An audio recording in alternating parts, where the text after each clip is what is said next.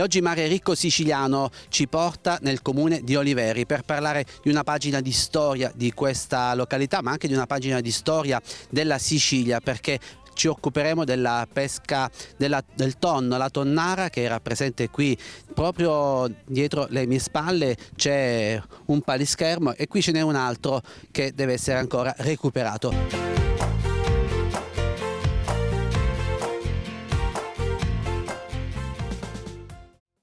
Siamo in compagnia dell'assessore Saporito Salvuccia, assessore ai beni culturali.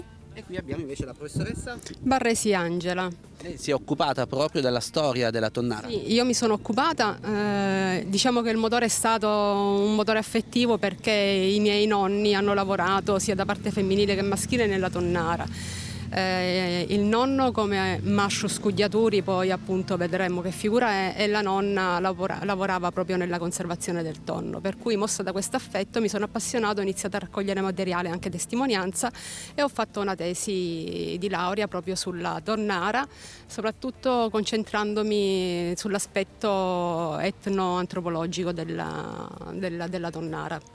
Assessore, oggi Oliveri è un comune a grande vocazione turistica, abbiamo una bellissima spiaggia, un mare pulito, però certamente non dimentica il suo passato che rappresenta poi l'identità di un territorio. Qui abbiamo un palischermo, meglio i resti di un palischermo, anche due forse, però dentro avete la fortuna di avere un palischermo conservato che tra poco vedremo. E poi qui c'è la tonnara, oggi è diventato un residence, ecco, avete tanti elementi che raccontano questa pagina di storia. Esattamente, e noi stiamo cercando proprio di puntare su questo, perché non ci basta il turismo estivo, il turismo balneare. Il nostro obiettivo è sempre quello di destagionalizzare, per cui questi elementi, la nostra cultura, la nostra tradizione ci può permettere effettivamente di allungare la stagione e di anticipare la stagione estiva, per cui appunto la destagionalizzazione. Dentro, diciamo, c'è il palischermo conservato, si lavorerà per recuperare anche gli altri resti della tonnara. Esatto, io sto cercando, come dire, il mio sogno sarebbe quello proprio intanto di rifare la struttura che conserva il palischermo e poi cercare di recuperare se possibile questo. È chiaro che siamo un po' in ritardo, è un po' difficile, sto cercando di trovare contatti anche, diciamo, alla regione, insomma con la soprintendenza, proprio perché loro possono aiutarci. Professoressa, cosa ha rappresentato quindi la tonnara per questo territorio? Nasce come fenomeno, diciamo, economico, ma in effetti è molto di più, perché diventa fenomeno di crescita demografica, di aggregazione sociale, culturale anche, perché in pratica la maggioranza del paese viveva proprio sulla tonnara, era un'attesa della stagione di pesca della tonnara, perché questo significava appunto dare la possibilità di vivere per tutto l'arco dell'anno alla maggior parte della popolazione di Oliveri. Ma non erano soltanto gli uomini impegnati in questa attività, c'erano anche le donne e c'erano anche i bambini, perché spesso i bambini durante l'inverno aiutavano le mamme a cucire le reti. E poi appunto si arrivava al momento di mettere in atto tutto quello che si era fatto durante l'inverno, si arrivava al periodo di aprile, tutto ciò che prima c'era nel trazzanaccio e il magazzino veniva portato all'aperto e qui appunto vedevi lavorare un po' tutti e questo diventava un momento di aggregazione sociale. E anche un momento culturale, perché durante il lavoro magari appunto c'era l'occasione di intonare una canzone che in questo modo alleviava e rendeva, diciamo, più gioviale il momento del lavoro. C'era anche il momento che li vedeva impegnati questi pescatori e queste donne nella preghiera, perché durante il periodo per esempio del varo venivano proferite determinate formule, diciamo, rituali. Diciamo tutto appunto un microcosmo sociale, culturale che gravitava attorno a questo fenomeno della tonnara. Anche dicevamo di crescita demografica, perché l'attività della tonnara richiamava pure manodopera dall'esterno. C'erano per esempio le figure degli amministratori dello stabilimento della preparazione e della lavorazione del tonno che spesso venivano da fuori o da Trapani, oppure appunto le maestranze che lavoravano nell'opificio da Genova. Il RAIS per esempio, il RAIS spesso veniva da Trapani e questo significava richiamare persone dall'esterno. Scambio anche con i paesi limitrofi, perché alcune donne per esempio di Oliveri andavano a prestare lavoro nella tonnara di Salicà, oppure alcune anche a San Giorgio. Interessante anche per esempio una certa, come si può dire, un certo atteggiamento di contrasto fra gli operai, i marinai di Oliveri e i marinai di San Giorgio, perché entravano in rivalità, e quindi la nascita di determinate canzoni che insomma erano di strambotto fra l'una e l'altra fazione marinaresca. Tutto un microcosmo che appunto è diventata la storia di questo paese e che sarebbe bene riportare in vita. Assessore, qui c'è il paleschermo, andiamo dentro, così abbiamo anche la possibilità di incontrare qualche testimonianza di questo passato. Qui avete la fortuna ancora di avere un maestro d'ascia. Esattamente, e noi vorremmo proprio puntare su di lui, perché effettivamente lui con la sua esperienza, poi tra l'altro è uno dei pochissimi rimasti, può davvero aiutarci negli interventi che sono necessari, perché è chiaro che sono necessari degli interventi da fare, non solo nella struttura ma anche proprio nell'imbarcazione stessa, sia in quella interna che in quella esterna, per quello che rimane.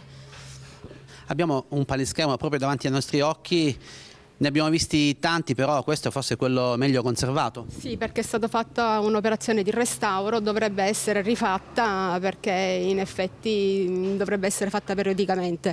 Per esempio bisognerebbe rifare quello che si faceva annualmente prima di mettere in acqua questi palischermi: venivano calafatati, ossia le fessure che si formavano per l'assenza dell'umidità dell'acqua durante il periodo che erano posti in secco.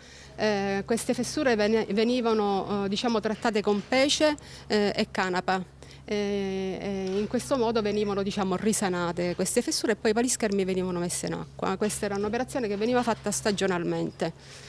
Bisognerebbe appunto rifarla, sì, è conservata abbastanza bene, però bisognerebbe nuovamente fare questa operazione. Quante imbarcazioni e che tipo di imbarcazioni si utilizzavano per la pesca del tonno? Allora, le imbarcazioni erano principalmente di tre tipi. C'erano i palischermi, che erano questi barconi grandi, la lunghezza media era intorno ai 20 metri, appunto larghi dai 4 ai 5 metri. Poi c'erano le barche che servivano per il trasporto appunto dei marinai, oppure i marinai stavano a guardia su queste barche, avevano nomi particolari, poi magari ne diremo qualcuno.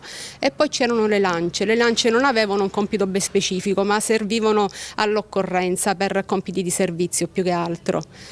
I palischermi non erano opera di maestranze locali, ma venivano appunto da fuori. Localmente veniva fatta la manutenzione, invece le lance e le barche erano tutte di maestri d'ascia locali. E niente, possiamo dire che il Giuffa, così era il nome di uno dei palischermi, lo possiamo considerare il palischermo principale, perché restava fisso all'acqua da Tonnara. Altri due palischermi che si trovavano durante il momento della mattanza fiss lungo il quadrato nel momento della mattanza erano il palischermo Icasiri, detto anche palischermo rosso, che serviva anche per il trasporto delle reti nel momento del calo della Tonnara e poi restava appunto all'acqua Tonnara, e il secondo palischermo Icasiri. Questi tre palischermi rimanevano durante la mattanza insieme alle barche per fare quadrato. Dal di sopra dei palischermi e delle barche operavano appunto i tonnaroti durante la mattanza, per intanto portare a galla i tonni e poi arpionarli, metterli appunto sui palischermi e poi trasportarli con altri palischermi a terra. Poi appunto c'erano le barche che avevano dei nomi particolarissimi: c'era Catanisa, Vintulera, Lurdenaro, Ucaiccu, Uzzu, avevano tutte delle specifiche mansioni. alcune molto importanti come per esempio Aventulera, Catanisa, l'Urdinaro. Su queste imbarcazioni l'equipaggio montava la guardia alle varie camere, mentre per esempio Luzzu serviva per portare il cibo ai marinai che erano di guardia. Il cibo veniva portato in quello che veniva chiamata coffa, una sorta di sport al momento appunto che dovevano, al momento del pranzo, l'equipaggio formato da 2 marinai a bordo del Luzzu scendeva, prendeva la coffa e lo portava ai marinai che erano rimasti a guardia all'Acquato Tonnara. E appunto questi nomi particolari, mentre come dicevo le lance avevano compiti di servizio che erano vari di volta in volta e non montavano un equipaggio ben preciso. E niente, tutto appunto un microcosmo. In genere lavoravano alla Tonnara una 60ina di marinai, però il numero poteva essere incrementato a seconda dell'annata. Diciamo che la vita di questi marinai, chiamati nel loro insieme ciurma di terra, era una vita molto dura, possiamo dire ai limiti della schiavitù, perché loro firmavano un contratto collettivo all'inizio della stagione di pesca, già a partire dai primi di aprile, che li impegnava per 105-110 giorni l'anno, 24 ore su 24. Dovevano essere reperibili in qualsiasi momento e erano tenuti a svolgere qualsiasi compito, non si potevano esimere da qualsiasi tipo di compito. Era un contratto collettivo che però dovevano sottoscrivere singolarmente al momento dell'assunzione. Venivano retribuiti con una paga che era variabile a secondo dei compiti che avevano. Ovviamente la paga diciamo più corposa spettava al Rais, che era il fra virgolette capo dei marinai, poi c'era Usuttarrasi, il sottorais e il vice Rais. Puntualizziamo che il Rais spesso veniva da fuori, solitamente era trapanese, e il vice Rais era sempre locale, quasi sempre sì locale, ma non perché localmente non ci fossero le competenze, ma perché effettivamente la responsabilità era eccessiva. Qualche annata era capitata che la pesca fosse andata male, quindi insomma le colpe erano ricadute interamente sul Rais, che ne aveva subite le conseguenze, per cui nessuno si sentì più diciamo, in animo di poter avere questo compito così oneroso. Precisiamo che l'annata andò male perché in effetti fu un'annata terribile per quanto riguarda insomma, le correnti, per fenomeni meteorologici particolari. E poi andiamo alla paga più piccola che aspettava, diciamo, meno consistente, che aspettava al marinaio di terzo grado. Ancora al di sotto però c'erano i lancieri, che avevano una paga ancora più esigua, perché mentre i marinai di qualsiasi grado, sia capi che marinai semplici, avevano diritto a una corrispondenza in denaro, però anche in natura, i lancieri e anche i faratici, che adesso spiegheremo chi erano, avevano soltanto la paga monetaria, quindi non avevano diritto alla percentuale sul pescato. I faratici erano degli operai che venivano quasi sempre da fuori, erano persone che riuscivano a trasportare sulle loro spalle pesi enormi, quelli cioè incaricati di prendersi addosso sulla schiena i tonni da dove venivano scaricati dai carrelli fino all'ingresso dell'opificio. All'ingresso dell'opificio i tonni venivano subito pesati, annotati dall'amministratore e dopodiché c'era proprio nelle immediate vicinanze un mascio scugliaturi. Un mascio scugliatura aveva un compito importantissimo. È importantissimo perché da questo compito si determinava la buona riuscita anche della conserva del tonno. Doveva staccare la testa al tonno, aprire il ventre del tonno, però aprirlo in maniera tale da non portare danno, diciamo, alla parte più preziosa del tonno, che erano le sacche ovariche o spermatiche, perché dalle sacche ovariche si sarebbe ottenuta la bottarga, che era già allora ovviamente considerata una prelibatezza. altrimenti appunto quello che veniva chiamato lattume, che veniva consumato fresco ma che aveva un notevole prezzo sul mercato. Quindi se un marscio scugliatura avesse sbagliato nell'incidere avrebbe compromesso questi due prodotti fondamentali. Tenete presente che da un tonno si ricavava una sacca ovarica o una sacca spermatica, quindi insomma un pezzo unico era. E appunto staccare la testa perché doveva staccarla di netto per non apportare danno al tonno, e perché il tonno poi sarebbe stato portato in quello che veniva chiamato bosco, veniva appeso tramite la pinna, la coda, in maniera tale che dissanguasse per 24 ore. C'è una parte che ancora è visibile all'interno dello stabilimento, che adesso appunto stabilimento turistico che adesso è rimasto, dove si vedono delle corde che pendono dal soffitto. Quello è il bosco. Là venivano appesi centinaia di tonni a testa in giù per dissanguare per 24 ore. Dopo questo dissanguamento effettivamente il tonno poteva essere lavorato. Tanto lavoro, tanta fatica.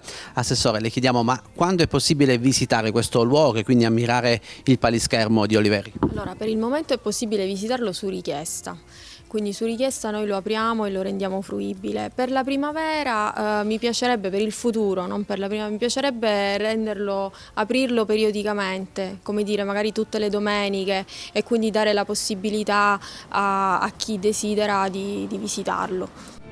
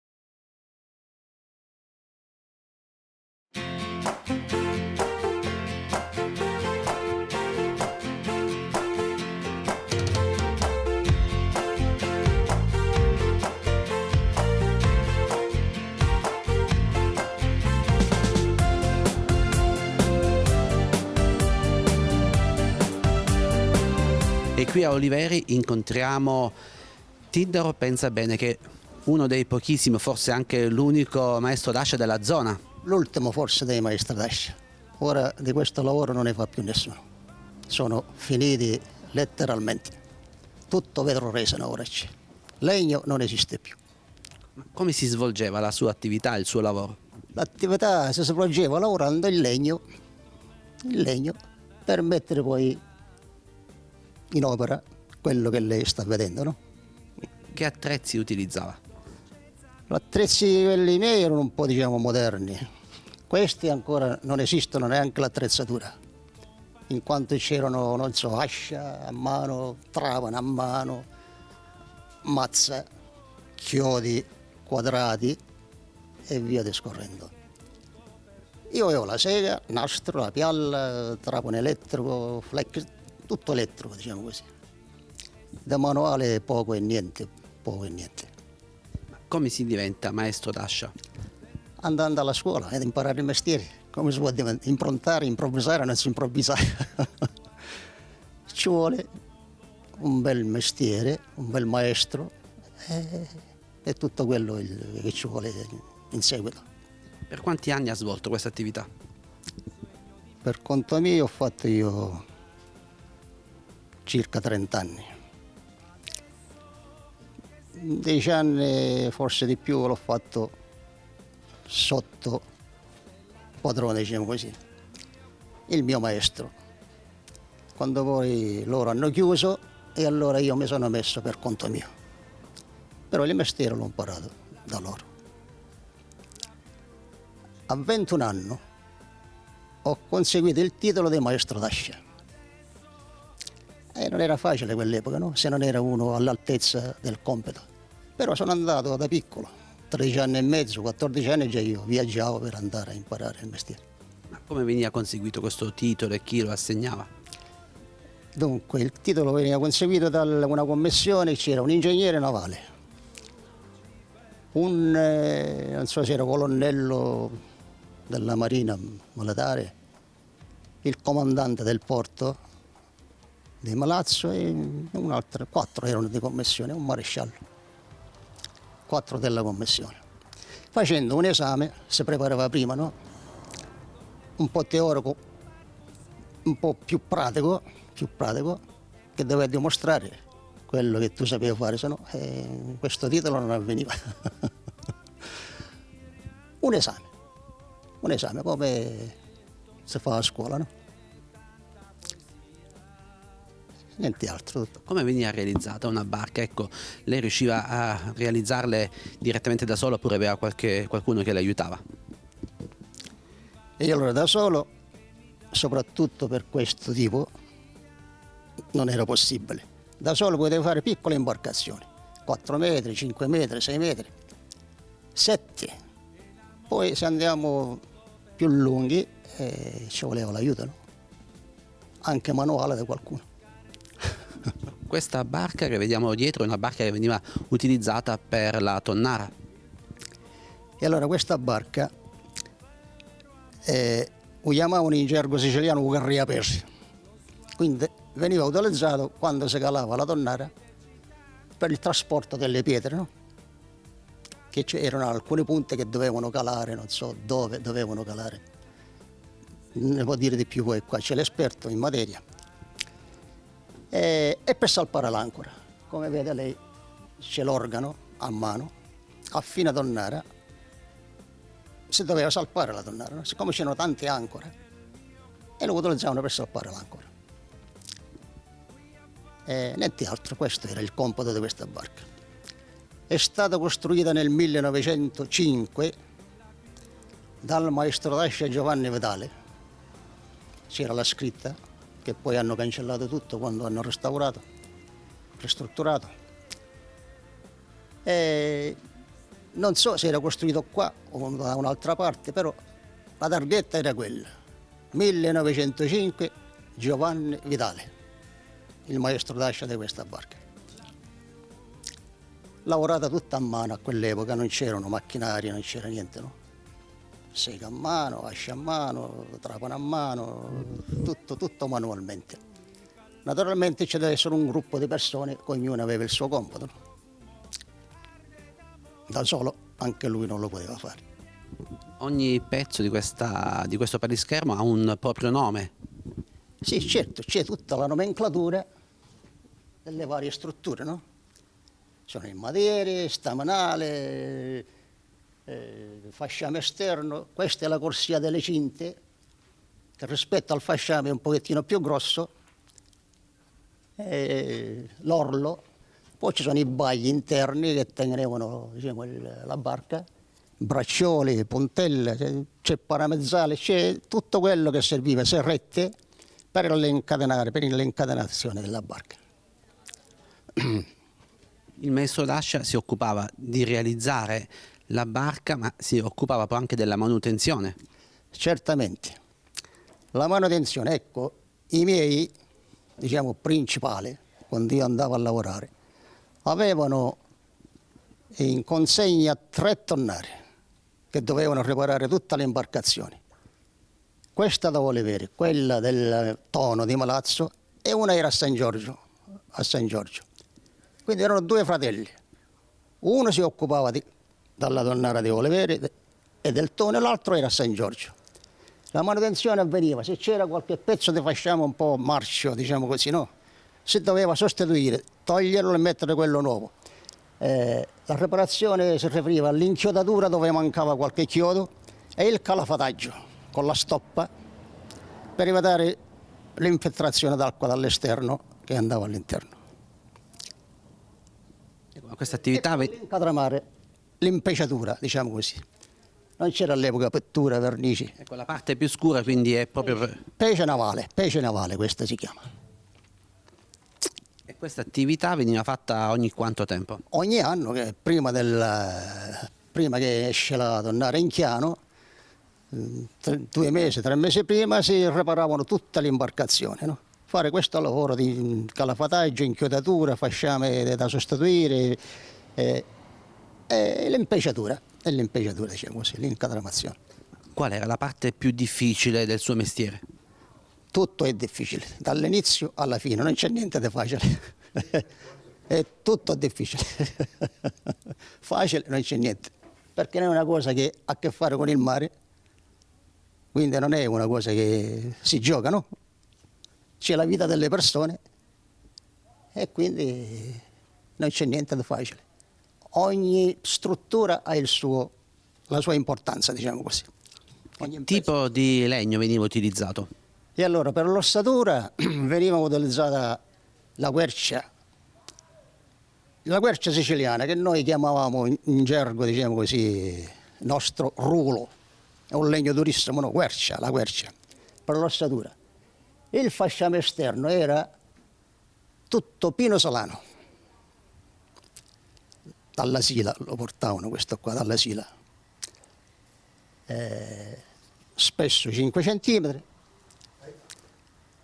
E chiodi fatti tutto a mano, all'epoca c'era il fabbro, che aveva come si dice, la foggia, li foggiava, faceva la punta e loro li usavano per inchiodare il fasciame nelle ossature di quercia. E poi si utilizzava altro materiale per rendere impermeabile quindi tutto? Sì, il calafataggio. Che veniva sempre preso da dove? Il calafataggio era stoppa, diciamo così, era canapa. La stoppa era fatta di canapa, corda di canapa, si sfalava, poi il maestro d'ascia lo usava secondo quello che gli serviva, lo affilava manualmente e con un ferro, con una paletta, una mazzola in legno, tac, tac, tac, tac, tac, faceva tutto il calafataggio. Per ogni infessura dello scafo doveva essere tutta riempita con la stoppa, con la canapa, diciamo così. Dopo il calafataggio veniva fatta l'impeciatura. Quella era la vernice di quei tempi, no? Come si aveva la sicurezza che si aveva fatto un buon lavoro? E la sicurezza, sì, perché toccando, doveva essere tutto compatto, non c'era uno più dentro, uno più fuori. Doveva essere riempita tutto ugualmente e allora quello era al 101%. Quando l'imbarcazione entrava in mare per la prima volta c'era una grande emozione, era anche una giornata di festa? Sì, certo, anche quello, magari rompevano la bottiglia come si usa fare per inaugurare, no? Per inaugurare. Non so se a quei tempi lo facevano, però quando io lavoravo a Melazzo, mi ricordo da piccolo, quando si costruiva una barca e lavoravano c'era questo, mettevano la bottiglia, a mare. Lei dove ha svolto la sua attività? Qui a Oliveri o anche? Io, la mia attività, ho imparato il mestiere a Melazzo, sono stato lì per 14 anni quasi. Poi, quando loro hanno chiuso, mi sono messo qua. Per conto mio, c'è un capannone lì, se le vede lei là, guardi. Quel capannone l'ho fatto io quando mi sono messo qua ho avuto la concessione demaniale. E ho lavorato per ben 30 anni per conto mio, facendo piccole e medie imbarcazioni, diciamo così, per la pesca. Quanto tempo richiedeva il lavoro appunto per realizzare una imbarcazione di medie dimensioni per la pesca? Parliamo di quanti metri? Vabbè, per farne una, diciamo così, da 5 metri, più o meno un mese, no? Lavorando, diciamo, uno solo con il manuale, diciamo così. Dipende dalle dimensioni. Se era più grande poi magari a 2 mesi, 3 mesi, 4 mesi, dipende dalla grandezza, le dimensioni. Si ricorda l'ultima barca che ha realizzato? L'ultima barca in legno? Il legno? No, era una da 4 metri e qualcosa. Era un coetaneo, un avvocato. L'ultima barca in legno. Poi il resto, siccome il legno non si usava più, neanche i pescatori l'hanno usato, è uscita questa vetroresina, faceva una struttura più leggera, no? Di ossatura di compensato, un fasciame fine, e poi metteva 2 mani, 3, 4 di vetroresina a secondo com'era e quindi un lavoraccio. Non sono pentito che ho chiuso, perché se dovevo continuare così, a quest'ora io chissà, non ero di mie ossa. Questo mestiere si sta perdendo, perché velenoso. si sta perdendo quindi questo mestiere. Quello in legno si è perso completamente, ora c'è quello della vetroresina.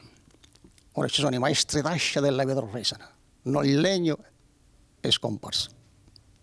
Però diciamo potrebbe essere anche un'occasione di lavoro per restaurare le tante imbarcazioni storiche.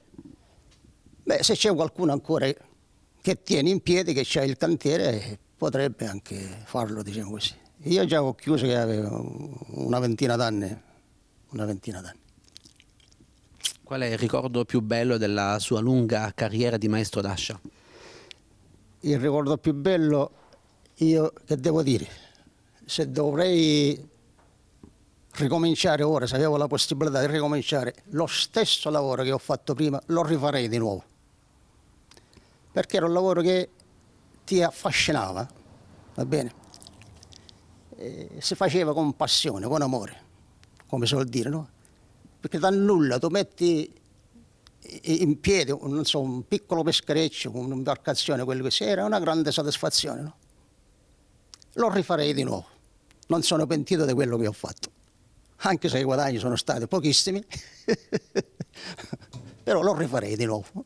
Qui insiste nelle vicinanze la tonnara di San Giorgio, ciò che è rimasto, poi abbiamo le tonnare di Milazzo, in particolare quella del Tono. Che tipi di rapporti c'erano tra la tonnara di Oliveri con le altre tonnare del territorio? Beh, il rapporto forse nel pescato, no? C'era un po' di gelosia, no? Chi prendeva di più tonni. Infatti dicevano, quando leva, non so, c'era qualche poesia, no? Sale sagale, sale gabbia di Oliveri, o tone o ponneddo dello mare. Però quando leva tonnara di Oliveri, San Giorgio sa la gabbia di Oliveri, ecco, c'è una... Sì, sì. C'era un po' di invidia, di gelosia fra di loro. Noi. Quante imbarcazioni c'erano più o meno sul territorio di Oliveri? E allora questa della tonnara c'erano 5, 6 paleschermi. 6, ce n'era uno piccolo che era Madate Chisto, se tu te lo ricordi. 6. E allora 2 erano per il trasporto per la pietra come questo, 2 erano per la mattanza, uno era che quando si calava la tonnara mettevano quasi più della metà della tonnara in questo paleschermo che era lungo 20 metri, aveva una larghezza di 5 metri mi pare, sì, più o meno sì, che la lunghezza era, cioè la larghezza era un quarto della lunghezza. E quindi quasi metà della tonnara veniva tutto caricato su quello, il paleschermo grosso lo chiamavano, quello più grosso. E quindi ce n'erano 5 in attività, poi c'era Muciara, a Muciara Sottorrasi, Boddonaro, Ventoliera, un Bastardo, un Caicco, a Bacca Tufanale, andavano da fuori per la luce, e 2 Gozzi a Catanisa. A Catanisa era una vedetta? Sì, più o meno erano questi, sì. Queste, tutto che erano, che facevano, diciamo così, parte della tonnara quando era in attività. Ai giovani che ci stanno seguendo, vuole lanciare un messaggio, magari in base anche alla sua lunga esperienza? Non ho capito. Ai giovani che ci stanno seguendo, vuole lanciare qualche messaggio? Cosa vuole dire? Che che posso dire ai giovani io ho un bel ricordo, loro non hanno nessun ricordo della Tonnara. Quindi per loro la Tonnara ora potrebbe essere anche per loro una bella esperienza, diciamo così, come l'abbiamo avuto noi, però purtroppo non c'è. E Quindi resta questo palischermo comunque che può essere visitato qui ad Oliveri, pochi metri dalla spiaggia, dal mare. Sì, questo palischermo, sì, però per i giovani non ce ne frega niente di questo palischermo, forse non sanno manco chi lo viene, i giovani di oggi. Quindi per quelli di una certa età è un bel ricordo, è un bel ricordo. Niente, così tutto è passato ormai, non c'è... Ora i giovani di oggi, qualcuno che vuole imparare il mestiere, deve imparare l'arte della vetroresina. Non c'è l'arte del legno, non esiste. Quindi non so che potrei consigliarci io. Andate a imparare l'arte della vetroresina. Non ci consiglio perché è un lavoro velenoso, tossico. Che differenza c'è tra una barca in vetroresina e quella in legno, ecco, nel mare? Ma nel mare per la stabilità può essere uguale, diciamo così. Anche ora in vetroresina le fanno abbastanza larghi. Però ogni tempo ha il suo, come si dice, ha il suo modo.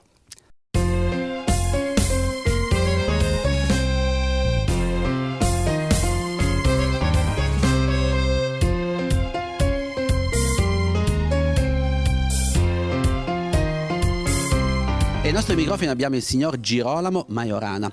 Lei è nato ad Oliveri, è cresciuto qui a Oliveri, ma soprattutto ha vissuto l'esperienza della tonnara. Perché? Certo, perché la mia famiglia era una famiglia di pescatori numerosa, io avevo 2 fratelli che lavoravano alla tonnara e mia madre che era la donna principale della tonnara per fare la rete, d'inverno si faceva la rete e quando si bolliva il tonno lei cercava queste donne più brave, quanto tonno serviva, quanto tonno aveva pescato, veniva informata, se c'erano 100 tonni bisognava 50 femmine, se c'erano 20 tonni bisognava 10, cioè, mia madre faceva queste donne più brave, dopo che il tonno veniva bollito, che c'erano 2 grandi caldaie a bollire il tonno, c'era la lavorazione a terra, lo mettevano su questi, si va a asciugare, lo facevano tutto a pezzettini senza spine, tutto solizionato. Quando intervenivano, dopo 2 giorni venivano queste femmine con mia madre che controllava tutta questa situazione di lavoro, mettevano questo tonno nelle scatolame.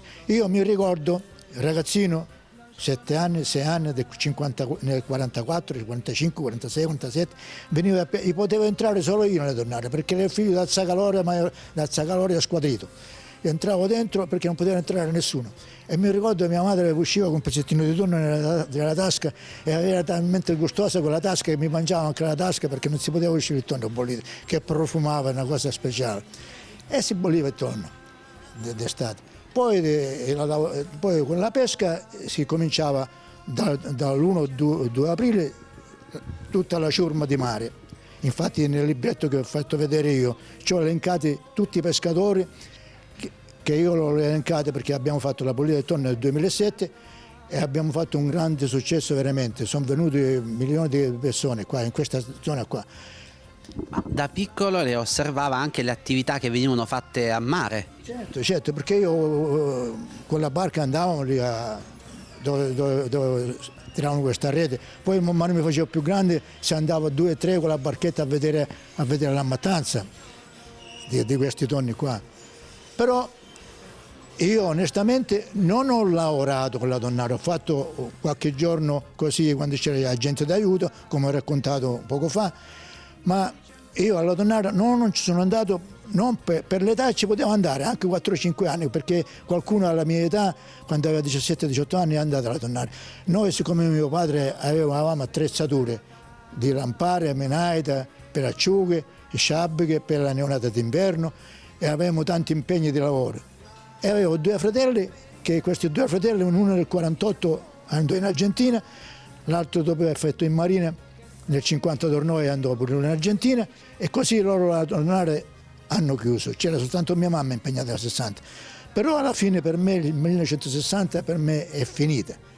Io quell'anno è morta mia madre e è morta anche la tonnara. Da quell'anno là la tonnara cominciò a scarseggiare, non pescava più tonni, finché poi io emigrai un po' di anni e ho saputo che la tonnara calò nel 64, una volta nel 65. Però non c'era più tonno. Non c'era più tonno, si pescava un po' di scamali. E c'era dietro tanto lavoro, venivano impegnate tante persone per la pesca. Per la pesca erano soltanto i marinai, per la pesca. Poi il lavoro veniva quando veniva a terra, c'era la manovalanza di gente quella là che c'erano quelli che lo tagliavano, che lo dovevano bollire, quelli con i carrelli che lo portavano, c'era una ventina di personaggi, anche contadini, erano bravi, loro avevano anni che facevano questi lavori qua, perché il pescatore, una volta che il tonno arrivava sui carrelli, il pescatore della tonnara non c'entrava più. Ogni 200 tonni ci toccava, chiamato il bisciagliotta, ci toccava un tonno gratis per i pescatori, per i 50 pescatori. E sceglievano su quella levata, se prima ne avevano pescato 190 non ci toccava.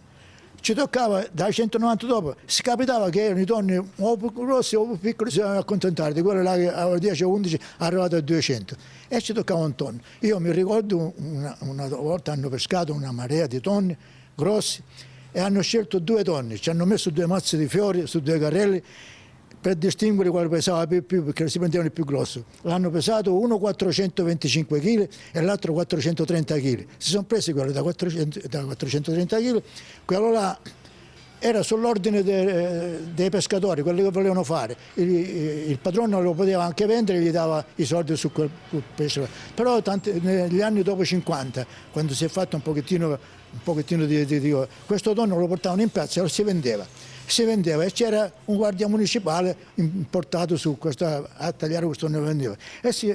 Come diceva, tonno da tonnara di pescatura, tonno a 400 lire chilo.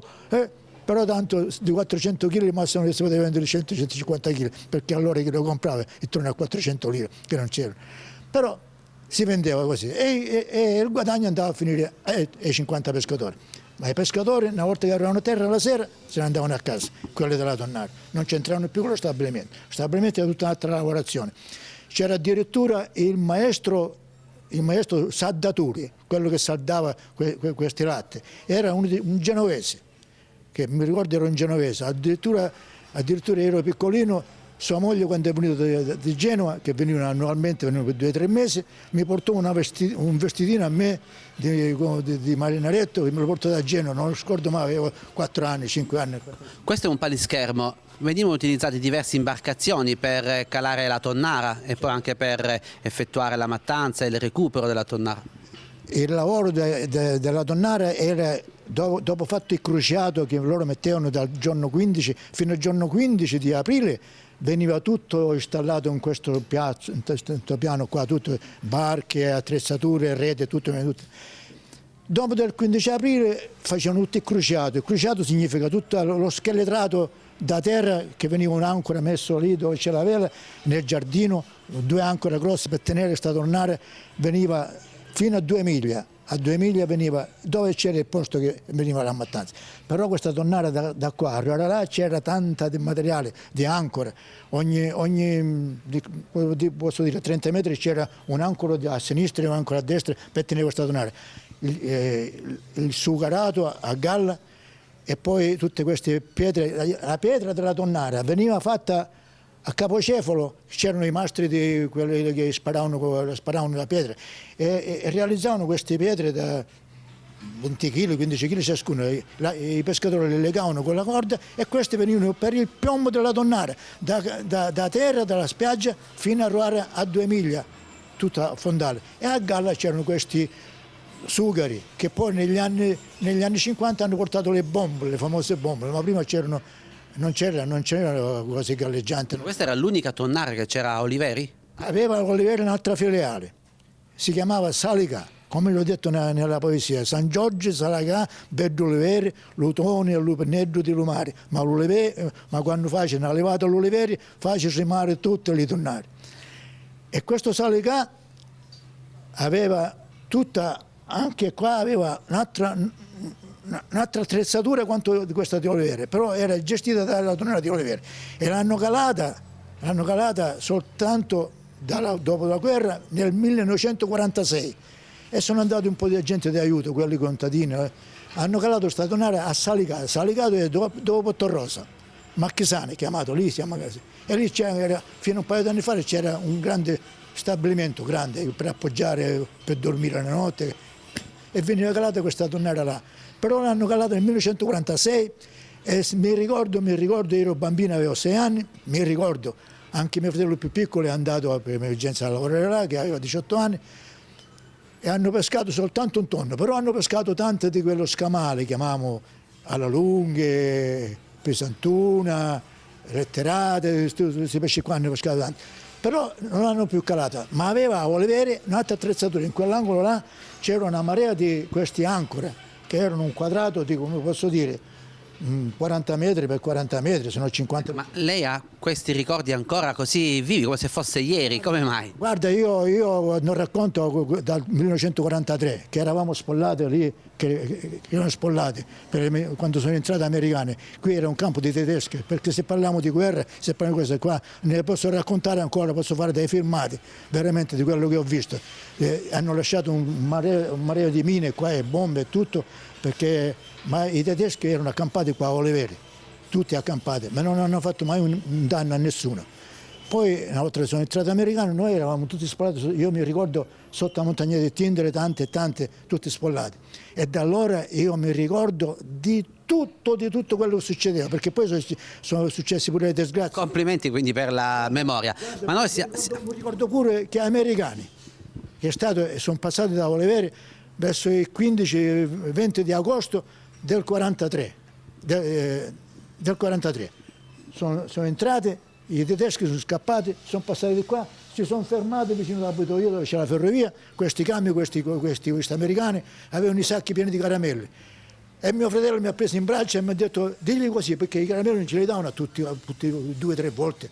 Io ero piccolino, anche nudo ero, perché mi ricordo io ero pure nudo, non avevo neanche mutandine. Mi ha preso in braccio e digli così, allora Gianni, dai caramella a me. Io ho detto così, ce l'ho davanti. gli hanno di caramelle. Mi ha preso con un braccio e mi ha riempito di caramelle. Nel 1943 in agosto. Prima di chiederle cosa ha in mano, le chiedo, ma qual è la ricetta con il tonno che ricorda maggiormente, che ha apprezzato maggiormente, che magari sua mamma preparava? Perché una parte del tonno veniva poi anche cucinato, immagino. Certo, ma il tonno è un pesce, come lo fai è sempre dolce. Il più facile, se fai un po' di brace e ne fai una bella bistecca, una bistecca come una fiorentina di tonno, e lo metti sopra il fuoco, lo fai riscaldare di qua e di là, te lo mangi con un peperoncino e mezzo litro di vino e canti mamma sei tanto felice. E in mano siamo davvero curiosi di sapere cosa ha, perché ha una grande conchiglia, cosa ha quindi e cosa serve soprattutto. Questa è un'eredità, io ero piccolino e ce l'aveva mio padre a largo mare quando pescavano le acciughe e la lampara, quando l'acciuga veniva sotto la lampara mio padre suonava la brogna per fare la barca che aveva la rete per venire là che c'erano le acciughe, non potevo ritardare perché le acciughe possono passare 10 minuti, un quarto d'ora, poi vanno a travolta via. E si ritrava la rete e si prendevano le acciughe, con la menaita oppure con il ciangiolo. E io sono nato in una famiglia di pescatori, però è successo che nel 60 ho partito in marina, ho fatto 26 mesi di marina, nell'anno che ho detto io, quando per me la tornare è finita, che mia madre è morta, mi hanno chiamato in marina. Non dovevo fare la marina io perché 2 fratelli miei, quelli che erano andati in Argentina, avevano fatto già la marina. Però allora ero maggiorenne a 21 anni e non è stata, ci voleva un certificato fatto dalla mia famiglia. Quindi questo praticamente era il cellulare di oggi, perché una volta si comunicava così. Certo, si comunicava così. Chi ce l'aveva? Che non ce l'avevano, che ce l'aveva. Qua a ce l'avevamo solo mio padre, queste qua. Anzi ce ne avevamo 2. E quello là, il primo che è partito in Argentina, una se l'ha portata. Questo è un ricordo mio, se l'ha portata in Argentina. Allora, ci fa vedere come funziona? E funziona fino a 3-4 anni fa. Non avevo 83 anni come ora, la facevo suonare forte. Ora il fiato mi comincia a mancare, però ci proviamo, vediamo.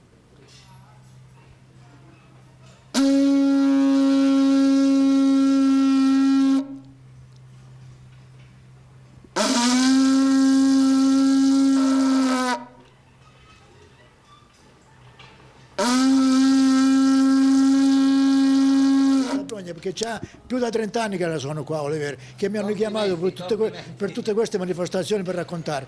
Però guardi, la cosa più che mi è rimasta, la tonnara è come mestiere, perché io per me in mare ho cambiato, guardi, io ho lavorato 7 anni in Svizzera, ero specialista sul mio lavoro, facevo quella pittura che ha detto il mastro, la pittura di resina. Però era chimica e mi faceva male, la ciba mi fece male, mi ho operato a uscio e tutto. Andai in Argentina a trovare questi 2 miei fratelli che non li vedevo dal 1948, nel 70, andai là, lasciai la Svizzera e andai là e ho trovato, in Svizzera avevo il portafoglio pieno di soldi, che mensilmente mi pagavano i soldi. In Argentina trovai un mangiare, un bizzeffa, come si dice, l'arabo, di carne e tutto, e c'erano i miei fratelli e i miei nipoti, e mi è piaciuto pure. Però quando ritornai a Oliveri non ho potuto cambiare il mio mare, che ci sono nato, per me, e io, guardi, io ho 83 anni, però questa salute io l'ho trovata con il mare, perché mi ricordo ci c'erano amici miei che si alzavano alle 10 di mattina e sono morti. Io mi alzavo tutte le mattine alle 4 da 10 anni in poi a lavorare a mare e sono questo qua. Ancora io vado a lavorare a mare a pescare e ce la faccio ancora. Però l'anno scorso ho avuto una batosta, ho preso un'ischemia cerebrale e a pescare non mi mandano. Però quando vado a pescare sono più forte di quando sono a casa.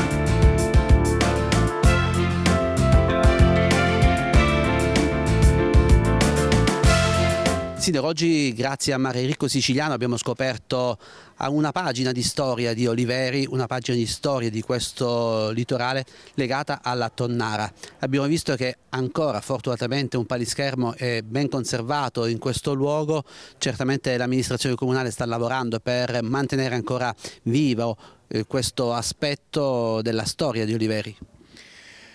La storia non soltanto di Oliveri, la tonnara rappresenta una parte importante della storia della Sicilia.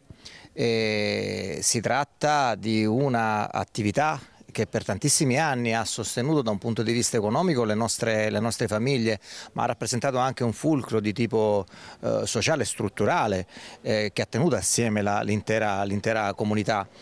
È dovere da parte di ogni amministrazione quella di salvaguardare questa memoria storica, un patrimonio di inestimabile valore.